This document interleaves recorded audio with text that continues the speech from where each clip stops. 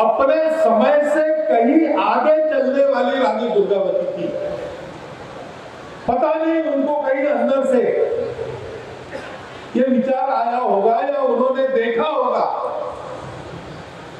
कि 15 अगस्त 1947 को सब प्रकार की गुलामगिरी तोड़कर भारत जब मुक्त होगा तब उनको नई राह पर चलने के लिए कोई दिशा देनी पड़ेगी। वो दिशा क्या हो सकती है?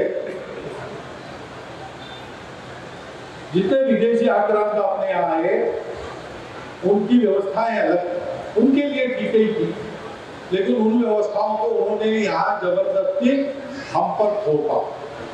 हमारी व्यवस्था कैसी थी? देश के मालिक कौन है?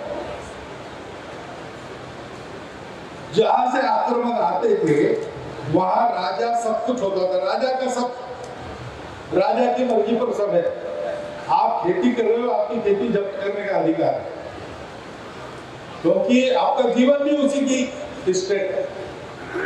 हम सब उसके दास हैं। हमारे यहाँ भी राजा थे, लेकिन ऐसे नहीं थे।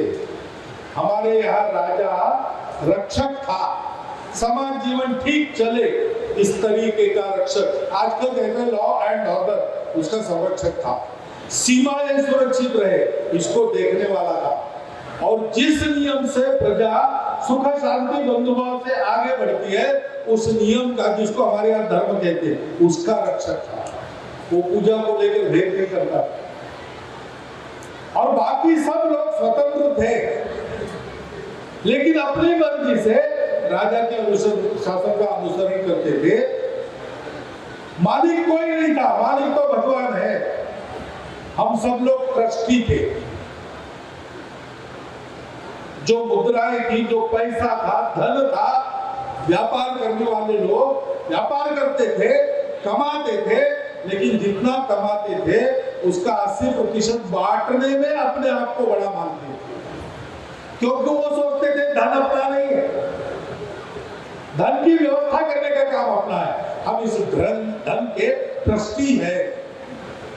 जंगलों में बसने वाले हमारे सब बंधु, वन के बंधु,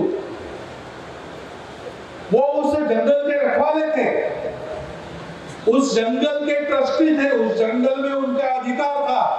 लेकिन वो ये जानते थे कि अधिकार हमको इसलिए दिया गया है कि इस जंगल को सुरक्षित रखकर अच्छी तरह बढ़ाते हुए समाज को जब जब आवश्यकता है इस जंगल से उनको भी मिले, हम देखेंगे, और जंगल से सबको मिले, लेकिन जंगल को कोई लूट ना पाए, ये देखने का उनका काम रहता है। विदेश की व्यवस्थाएं आई, हम अपने ही देश में पराधीन हो गए। अब हमको फिर से धीरे धीरे उस तरफ जाना पड़ेगा और हम जाएंगे।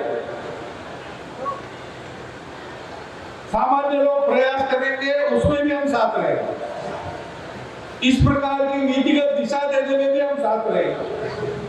और ये सच्ची स्वतंत्रता और सबका बंधुभाव कायम रखकर, सबका ऐक्य कायम रखकर राष्ट्र को आगे बढ़ाने के लिए जो कुछ होगा उसमें हम सब लोग, दीनदयाल शोध संस्थान जैसे संस्थान, कल्याण आश्रम जैसे संगठन, संघ के स्वयंसेवक, सब लोग समाज के साथ चलेंगे, समाज को साथ लेकर चलेंगे।